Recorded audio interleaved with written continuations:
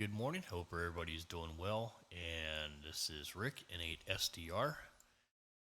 And just kind of wanted to go over how I've set up my DAW, digital audio workstation, for audio into uh, my SDR radio, which is an Expert Electronics Sun SDR2DX. Now, what I'm about to show you, should work with any true SDR type radio that will allow you to do um, a VAC input. So, um, I guess the consensus is here. There's things been going around with a lot of guys running DAW and saying that you have to use Voice Banana. Well, Voice Banana is, for our application, um, an unneeded item that causes a lot of problems. So I'll just leave it at that. There is another way to do this to get audio from your DAW into um, a true SDR type radio, true software defined radio that will allow you to also use a VAC input. And it's a much cleaner way of doing this. So, that said, let's kind of get on with things here. So, as the title says, DAW audio without the banana.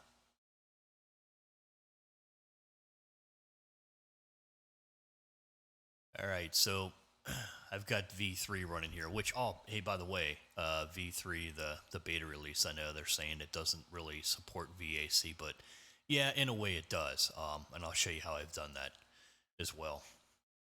So, first thing, I'm not going to go over your typical how to set up your DAW. There's plenty of videos around for that, and I'm not going to get involved in it. Everybody has their own preference of what DAWs they like, what plugins they like, what EQs, what added effects or anything like that they like. I've kept mine pretty basic, and there's a group of plugins that I used back in 2014 and 2015 when I was playing around with DAW with audio at that time. And the guy's still making VSTs, and I've never had a problem with his old stuff, so I grabbed his new stuff. It's I think here in the U.S., if I remember correctly, you can grab everything on his site. Um, it's like 1750 €, which comes out after I did it over PayPal was like 21.50 or 21.30, $21.30, I think is what it was. So yeah, you can grab. The link is good for you for 30 days, and you can grab anything on his site.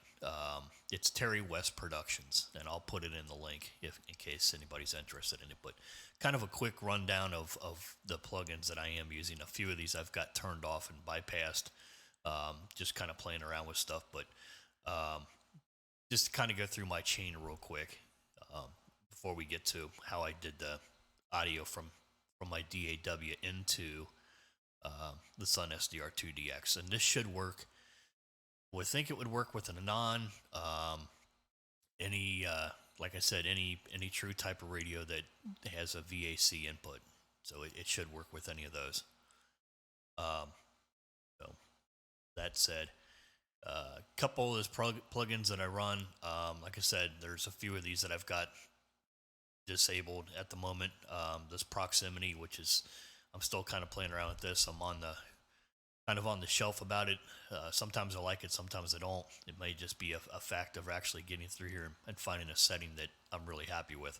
So I've got that bypassed right now. As you can see, it's grayed out. The first plugin that I'm actually using that's in line and effective, um, in effect, I should say, is Terry West Noise Gate. Now, his noise gate, this is a phenomenal noise gate, by the way. It works very, very well. It's very fast, very quick, and it just works. So that's one. And by the way, this is a 64-bit plugin too, as is the proximity um, effect. And actually, all the Terry West plugins I'm going to show you are 64-bit, so you don't have to use a JB wrapper or anything like that to get these to run on most DAWs that support 64-bit. They should just be direct plug-in, and you should be off and running. So his noise gate, and then I've got this pretty simple. I mean, I tried to eliminate a lot of plugins. This is another Terry West plugin. This is a mastering processor plugin. This has, I'm going to kind of go through this top to bottom real quick. This has a something similar to an oral exciter built in on the top of it here. You've got filters for removing boxy, for adding body, for adding a little bit of shine. Your input, you can turn your VU meters on and off, and yes, I know my VU meters are quite low. I found out that for what I'm doing here, this works out really well. You've got a clarity effect, and then you've got this New York Motown and the New York effect, which is somewhat similar to the Antros, what is it, the XTC plugins, I think. I think that's what they're called, the blue and the black. Let's see, you've got obviously you've got a 14 band EQ, or yeah, 14 band EQ. This works really well. There is a little show kind of a plot in here of your output audio. If you want to leave that run, I'm not going to worry about that, so I'll just hide that.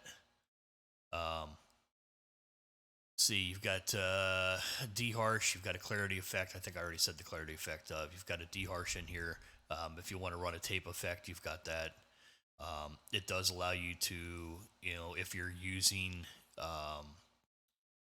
other items and say you're streaming, like I like to stream. So maybe I've got music or something in the background. I want to ride my vocal over the top of that particular program source. You have the ability to do that in here as well. A built-in noise gate, and that's pretty much it. You've got full EQ, 1K EQ, crosstalk features. Remove DC, which basically blocks some of the lower frequencies that are in with just normal electronics and background stuff. So that's in there as well. This does go up to, I think, 32-bit sampling. I'm only running it at 2x sampling. Yeah, 32-bit. So you can get pretty involved with this as well. Really nice EQ. So that's the second thing we've actually got running here. The third thing, and I've got this in bypass mode right now because I need to get some more settings with this set up right, but there is a multi-banded processor. Right now this is in bypass. I need to kind of go through the mid and the high gain structures and the attack times. There's something that's kind of a little screwed up in here. So until I get that kind of nailed down, I've just got it in bypass mode. So, and then here's a plugin that I used to use back in 2014, 2015, this Ambience. This thing has not changed much at all. It's still pretty much like it used to be. Nice effect for, just a little bit of verbiage, a little bit of echo. That's about it. Watch it, because you can get pretty brutal with this thing really, really quick. It's the wet level is really sensitive, so you want to pay attention to that. Okay. The last plugin that I'm using is the magic sauce in this whole ordeal that eliminates the banana, and we'll kind of go through this real quick. So this plugin here, and I'm not going to hit stop on it because if I do, I'm going to lose audio to OBS and audio to the output of the rig. What this will allow you to do, and I know it's going to be a little hard to see because it's grayed out, but because when I hit stop, you can get the drop down choices for where you want to direct this to. So this plugin is called, and I know I'm going to screw up the pronunciation on this, so excuse me, Voxengo Recorder VST. This has to be, when you download this, and I'll put the link to it in the description for this video. When you download this, this has to be the last VST in your rack, okay? It has to be the last one. And the reason being, everything above this that you're running in your DAW, the audio from it, from this to here, they all get dumped into each other, okay? So the last thing has to be this, because this is going to allow you to eliminate voice metering Banana.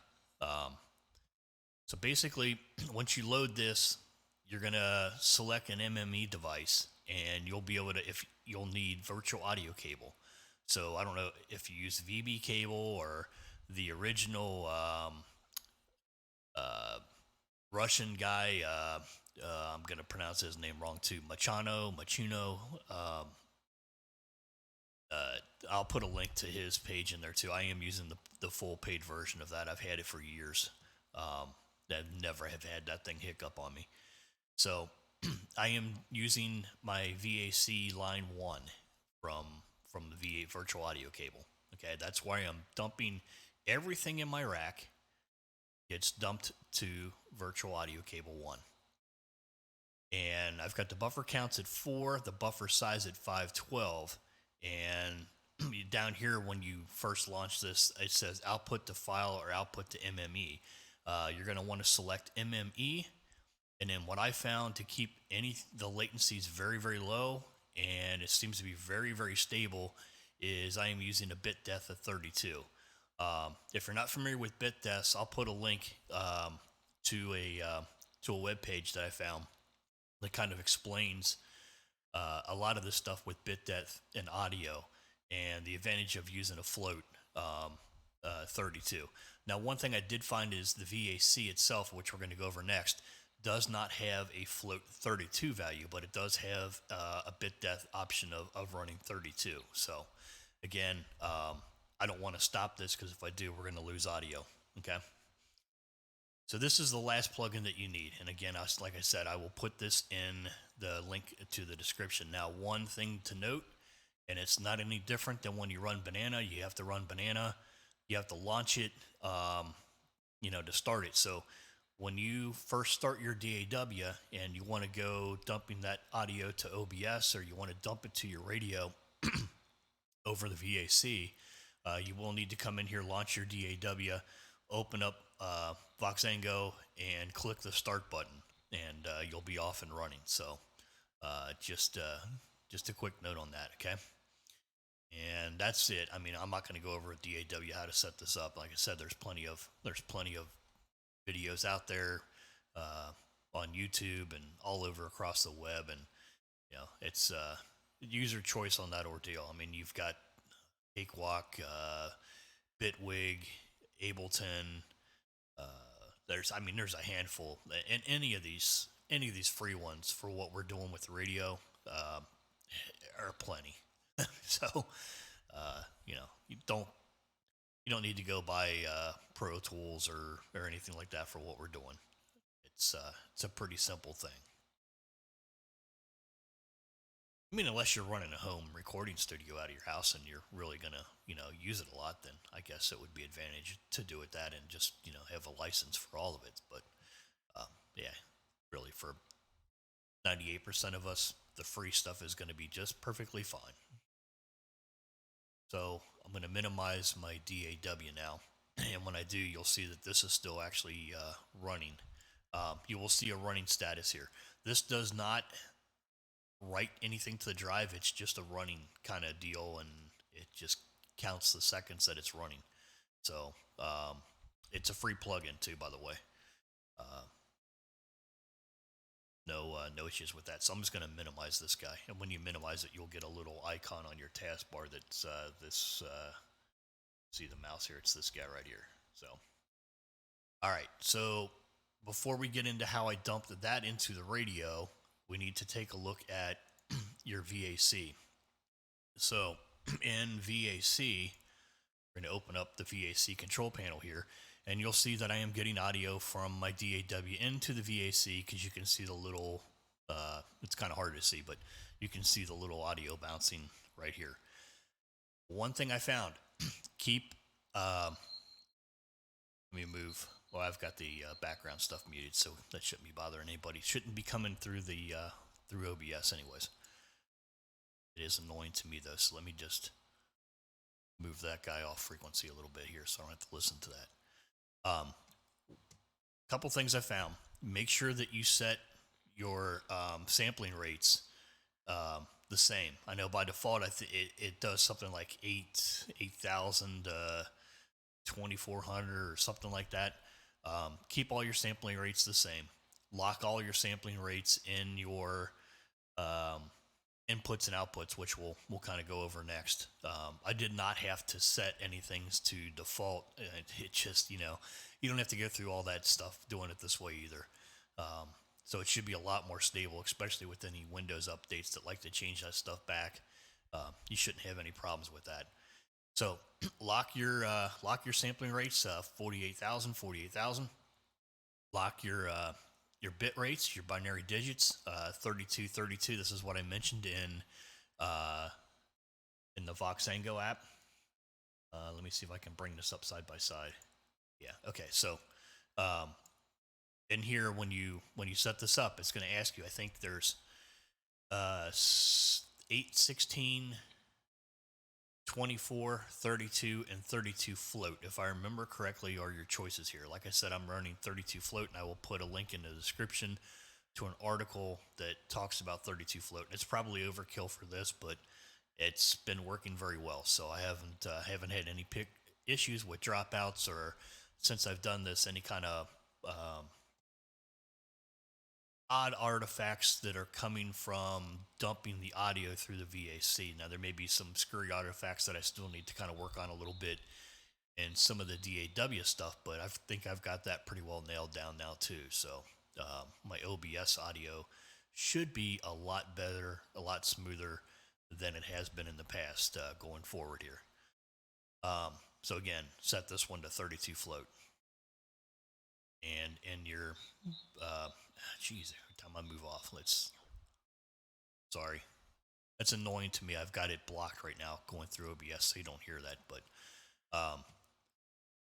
again, set your sampling rates, 48,000, 48,000, the binary bits to 32, 32, and then you should be able to use the standard 1 to 2. You do want to make sure that this is online. And the only other thing I know that I've changed in here is I think I've got my stream limit format set to cable range. So if you look down here, you'll see that one Voice VAC1 is active, and it's 48,000 32-bit, and I'm using 2 of the connections at present. One of them is OBS, the other one is going to be V3, the expert electronic software running in the background here. So when you do that, you're going to hit set. Now you won't be able to change any of this stuff if the VAC thing is running in DAW. So I guess maybe you should set this first. Set this up first, and then make your changes in the DAW with Voxengo, and then you should be good to go. So let me exit this guy, and we should still have audio, which we do. Okay. The next thing, I guess, is, and this is going to look a little different from. Actually, you know what? Let me go back. It's an easier way for me to do this because running Windows 11, things are look a little different, and they're a little hidden. So once you have this up and you've got all these settings in here, you could go to audio properties, and it will pull up your input and output for your sound cards and stuff. Okay, so I'm still use my speakers, my normal speakers, which is the sound card on my motherboard, is still my default device, like it normally was in Windows. No need to change anything there. My line 1 virtual audio, which you see there, is active and moving. The only thing that I did here, and it took right off. You don't have to worry about setting this as default or setting it as a default communication device or any of that crud. You can just go in, set your level here. This volume control here, as long as you have volume control enabled in VAC, this will allow you to manipulate that volume input into VAC. Okay. Advanced. So again, I'm running 2-channel. Here's the magic thing, or I shouldn't say magic, but what I found, 32-bit, and then my 4800 on my sampling rate. Make sure you've got your spiral sound or all that stuff turned off. You don't want to use any of that. And I did uncheck the, at least on the playback side, of allowing applications to take control. So that I do have disabled. That was one thing that I did in this setting here. Um, Other than that, I mean, everything is pretty much standard Windows default. Um, and then on the recording side, obviously, I'm using my see, my microphone for my webcam is active a little bit too, but that's all right. The By default, I set my default recording device to my audio interface. I am using the Sterling Harmony H224, which tends to be a pretty decent box, and that is set at 4800 as well. So that was the only thing I changed in the recording side, is I set that to my default recording device, and everything else in here is again pretty much set. You know, uh, this is going to show active because I'm dumping audio through it. I did uncheck the listen to, so I don't have to have this coming through my speakers. Um, and then you've got your, normal advanced stuff. I did leave this at default here. I haven't had a problem with that. If I do, I may uncheck this, but so far, no problems. Every time everything is fired right up. I haven't had to play with, restarting things in some stupid order or anything like that. 2-channel, 32-bit, 48 48,000 hertz again, so 32-bit. I guess I really shouldn't say I haven't had any problems with starting things up. I start V3 first, then I start the DAW, and I hit the start button, and on this guy I hit start here to get it to start dumping audio out to VAC, and every time it's worked. I have not had any hiccup with this. It's worked. It's worked flawlessly. So the next thing, how do you get the VAC into the radio? Well, this is going to vary by your radio manufacturer. You should have, like I said in the beginning, most true SDR radios will allow you to have an input for a VAC cable, from virtual audio. It's been around for years. They used to do it in the old, Flex early on. VAC for your digital audio, or not your digital audio, but your digital modes. Uh, you know, uh, Not so much FT8 and FT4 back then; those weren't really around that much. But let's say JT65 or some of the other modes use the VAC. So what I've done in V3, this is going to now apply to the guys running V3. And the guys running the Anons, there should be something very similar. There should be some very similar way to do this. Again, in V3, in order to make any changes, you do have to disable. Remember, you have to disable the little headphone thing here. So you're going to want that grayed out. Then you can right click on it, and then you'll notice for my mic input, excuse me, let me get a cup of coffee, or a little drink of coffee here. Sorry, early morning. Wanted to do this so I had time to play a little bit of radio, and I got to get the wife to work here for a while and come back and play some radio. Some more before I start a nasty plumbing job that I got to get done today. So, anyways, for my mic input, I've got my virtual audio cable.